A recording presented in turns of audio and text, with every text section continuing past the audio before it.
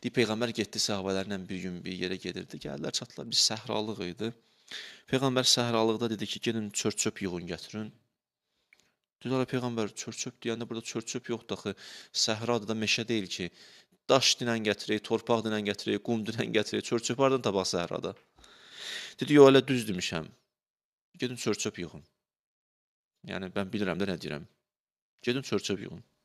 Bunlar da itaət elədilər, gəldilər, başladılar səhranı axtarmağa, bir şey tapa bilmirlər. Güclə, bəla ilə biri, nə bilim, qıraqdan bir çöp tapdı, biri torpağın altından çöp tapdı, biri daşın dibindən çöp, bir nesə tapdı. Yığdılar, hamısı tökdülər bir yerə, bir dənə bir təpə oldu, yığışdı bir yerə. Peyğəmbər gəldi, baxdı, dedi ki, bax, hakəza təctəmiyuz zunub, günahlar da belə yığılır. Deyir, yoxdur, səhraya belə baxsan heç nə yoxdur, təmizlikdir. Səhraya baxsan toz, torpaq, daş, heç nə, başqa nə var? Orada çör-çöp görünmür. İlk baxışdan görünmür. Dəqiq baxışlarla baxmalısan, görəsən. Bir də səfərbər olmalısan ki, tapasan. Hamınız axtardınız, nəsə tapdınız. Əgər ruhunuz, yəni səfərbər olsa vücudunuza, axtarsa nəsə tapacaq. Görürsünüz ki, nə boyda bir tonqaldır.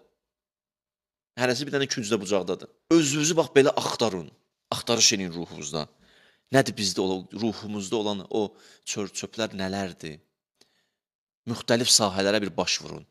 Ailə münasibətləri, ictimai münasibətlər, işdə, tənhalıqda, cəmiyyətin içində, harda olanda, məndə nədir o boşluqlar?